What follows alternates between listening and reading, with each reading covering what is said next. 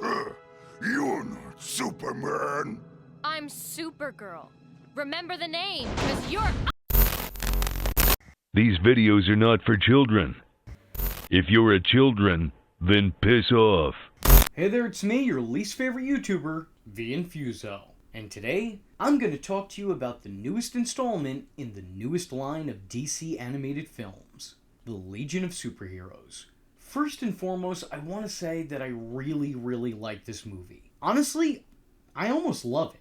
And I'm telling you this earlier on because I do have some criticisms. There are some things I wasn't a fan of in terms of performance and story, but for the most part, overall, I enjoyed the experience. The plot utilizes a lot of story beats that I'm familiar with. Supergirl accidentally wreaking havoc on Earth upon arrival, doing her best to save people, and failing miserably at saving property, damaging pretty much all that she comes in contact with. With Batman noting this and not fully trusting this new Kryptonian, while her younger, older cousin defends her at almost any cost. That's pretty much the plot to Batman Superman Apocalypse, and several comic books, one of which that movie was inspired by. Supergirl going to the future and joining up with the Legion of Superheroes also isn't exactly a new premise either. Superman interacting with that very team isn't new either. These are all plot points used in other projects but are utilized in a different manner and sewn together to create a brand new narrative. I want to start off by saying that I legitimately think that this new set of DC movies may be my favorite cinematic continuity from the brand. I'm of course not counting the original DC animated universe, as that was a universe consisting mostly of series and shows, with the occasional movie. But yeah, this line of films is almost consistently good.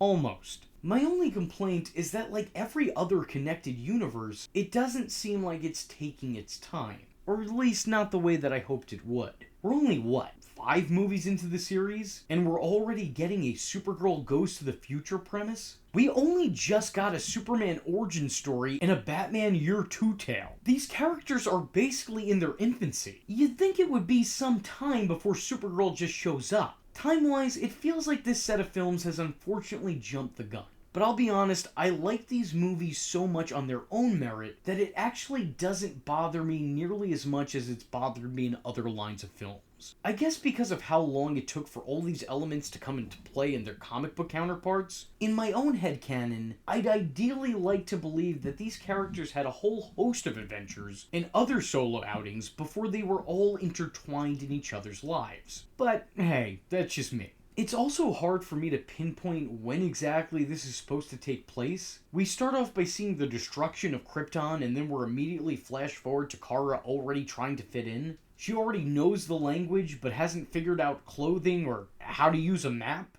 Superman winds up saying that she's been there for a few months, but Supergirl doesn't have any idea of how to interact with human beings. Yet she spends all her time trying to save them. The choice to flash forward is also really weird for me because we're starting the movie off with her already being reunited with her cousin and becoming Supergirl. It's kinda disappointing that we didn't get to see these steps in her journey because they seem like some of the most important ones. It just feels like a little bit too much gets lost in translation. It's the one complaint that I have about this lineup, and it's definitely not a problem that's exclusive to it. It feels like every canon does this now. Nonetheless, I still love these movies, sans the rush to tell a story. Each story serves as its own solid standalone event. But if you're linking these movies together and creating a fictional galaxy, why not take your time and make sure that you're highlighting some of the most important and profound moments in these characters' fictional lives? I don't want to harp on this for too longer than I already have, but it's such a letdown when everything else in this world has been handled so expertly. I wish we got more time with Kara on Earth in present time, having her live her day-to-day life as a fish out of water, selflessly saving the city that she herself feels alienated from. In part due to the fact that she's an actual alien. It would be nice to see more of this struggle before she ultimately found her own place. But outside of the pacing in the beginning of the movie, as always, this movie holds up to the quality the vast majority of these films have carried. What I do, however, love is how this movie frames things. The movie sets up a plot that we won't see pay off until a future installment. But unlike the previous set of DC films, it doesn't feel like it comes at the expense of what's currently going on. Nor does it feel like it's shoehorned in or completely out of place. Kara is still honing her skills, learning how to be a super person in a world of people. So she's sent away to the future. While the dangers of the present are only vaguely alluded to throughout, it's clear that something big is happening, but we're just not entirely sure as to what. It's not entirely relevant just yet, but I can tell that it will be. The focal point of this movie is of course Kara's journey. I like that this mentions that there's a larger picture without hammering it home or distracting from the purpose of this particular plot. This is something that would be really easy to get wrong, and many have. So take notes, extended universe creators. As always, I'm a big fan of the aesthetics. I like the animation style, and I like the actual character designs. Although I do feel like they went a little too Wolverine on the Timberwolf design, but that's not exactly uncommon with that character. But you know, there have been other iterations of the character that kind of stray from that similarity. Instead, this one chose to meet it head on. I think they would have been better off going the alternate route. While all the character models are great, they're pretty much what you'd expect. Except for one. I was not ready for the absolute body horror that is Brainiac. The bizarre amalgamation of several generations of Brainiac serving as the spare body parts for the original AI. It's so creepy looking. The elongated faces of the previous Brainiacs that were used to recreate their predecessor. Their eyes looking about as they repeat their final moments before they met this strange fate. It's so out of left field and grotesque, and I love it. Alright movie, I see it. That's some good looking nightmare fuel you got there. If I was a child, this would haunt me. Hell, I'm a grown man right now and it's still pretty spooky. It only gets worse later on when the separate versions of Brainiac break their conditioning and bust through the restored Brainiac's being. Okay. Okay, alright. Respectfully, ew. I love the tension there is in the movie due to Brainiac 5's mere existence. He comes from a long line of robots gone rogue and extraterrestrial enemies. The Brainiacs have been the masterminds of countless chaos and destruction. And because of that, there's a little bit of prejudice surrounding Brainy. There's an unfortunate history there with his species, so you could see how associating with him could come with a sense of caution, even if it ultimately isn't really justified. It's still understandable from that perspective. Brainy isn't responsible for what his family's done, and throughout the course of the film, he's actively trying to undo their actions. A lot of the good he does is done in shadows, and since his good deeds fall on blind eyes and deaf ears, the perception is that the apple doesn't fall too far from the android tree. Even Kara at first meets Brainiac 5 with extreme hostility, throwing hands on sight. It's surprising to see Kara go with the punch first, ask questions later approach. It does seem a little bit out of character, but to be fair, I think that speaks more toward the level of threat that the Brainiacs possess. I like that Supergirl and Brainiac's rivalry is entirely brought on by preconceived notions that wind up being without merit. They're enemies by circumstance and misunderstanding. Supergirl jumps to judge the humanoid, and like everyone else, assumes the worst of him. I like this plot point because I really appreciate these humanizing moments from heroes, showing that these fictional idols that are known to do good, that are known to do right, don't always get it right. Because despite the fact that they're celebrated heroes of their communities, at the end of the day, they're still just human beings. I mean, I guess not all of them are. The two names that I just brought up actually are not human, but they're still people. Supergirl is, of course, the first one of the bunch to realize her mistake, and she does so when seeing how everyone else treats Brainiac. The two enemies eventually form a bond, with Supergirl recognizing that he's really just a victim of circumstances that are outside of his control, and that, like her, he too is an outsider to the world surrounding him.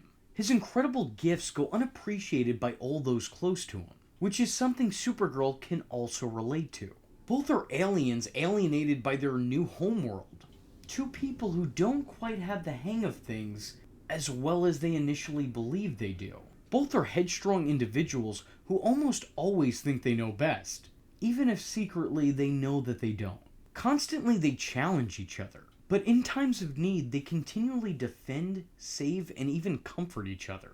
I really liked how this relationship was built up, but I also wasn't expecting it to be an actual relationship. They have their cutesy moments, and it's really nice watching these two form a bond during rough times. You get the impression that they shared a foxhole together and made it out on the other side, making their connection all that much stronger. I do hope we get to see more of this dynamic in a future installment, but I also get the impression it's probably not going to be incredibly integral to the foundation of this new universe. So it's very possible that if we do see them again, it might be in passing in the background.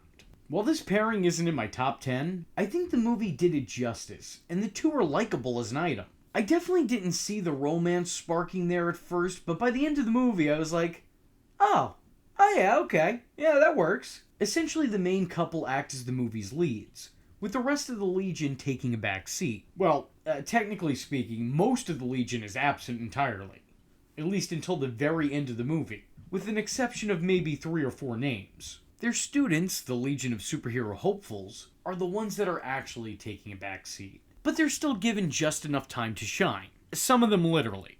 And even with taking a back seat, it's still the closest to the spotlight bouncing boy, triplicate girl, and whoever the hell this is ever gonna get. But you know what? They made it count. The breakout stars are clearly the two leads. I've always been of the mindset that Brainiac 5 being depicted as a hero is strange because what hero would ever trust him, given his predetermined history? This movie not only answered my question, but they made it a part of the plot. When Brainiac 5 uses the cyborg's narcissism and inflated ego against itself, causing these victims to spring back to life when their intellectual superiority is called into question, is sheer genius. That's some real level 12 intellect there.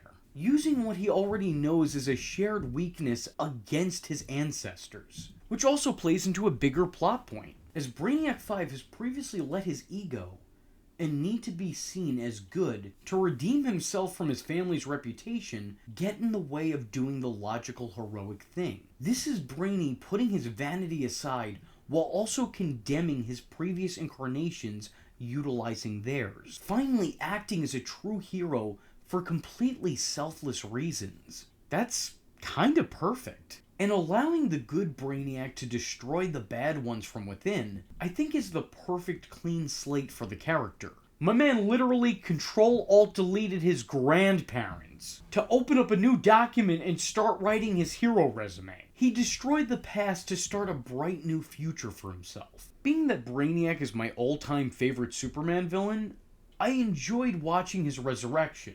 I like seeing this character being brought into the fold. I think he's tragically underutilized in favor of overutilizing Lex Luthor, who is, cool in his own right, but there are other villains. So I really loved seeing a Brainiac-centered story, even if I wasn't necessarily crazy about the actual Brainiac performance. Though I know it wasn't without its reason. Vocally, I don't necessarily come to expect this type of performance from this type of character. I don't think it's bad by any means, but it's bad for Brainiac. It's a little too deep and dark, whereas I see Brainiac as a very monotone-sounding, over-the-top intellectual. This voice would have been perfect if he was portraying Gorilla Grodd. I know that he sounds this way due to the transformation this Brainiac went through. This is something that was done by design and not by mistake. I'm just not a fan of the design. I think this is really hammered home when every other Brainiac performance in the movie sounds exactly how you would think Brainiac would sound, while the OB sounds more like a computer possessed by a demon. I happen to think that Brainiacs 2 through 5 are kind of perfect in their role. The main Brainiac, though, not so much.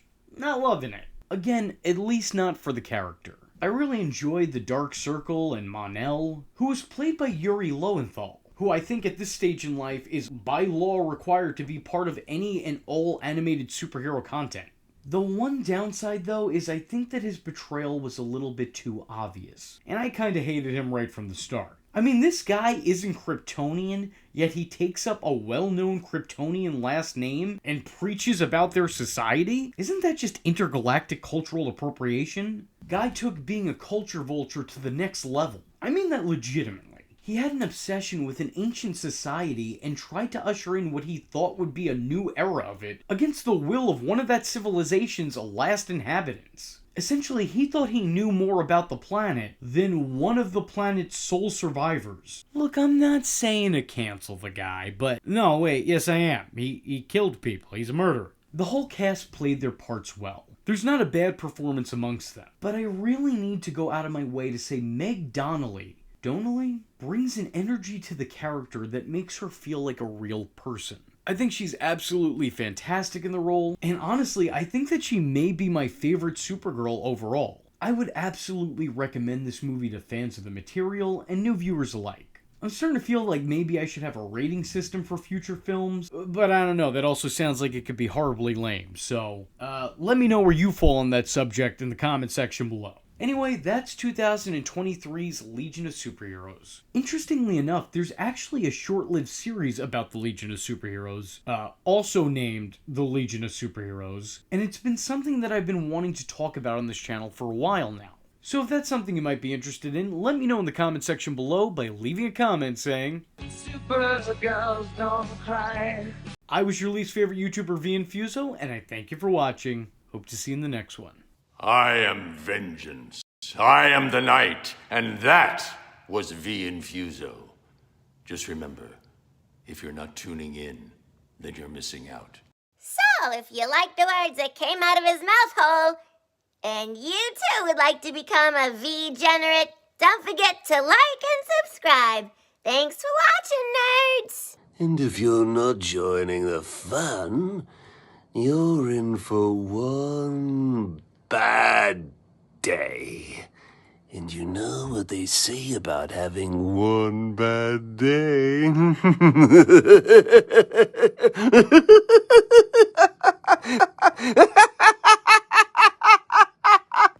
Catch him next time. Same bat time. Same bat channel.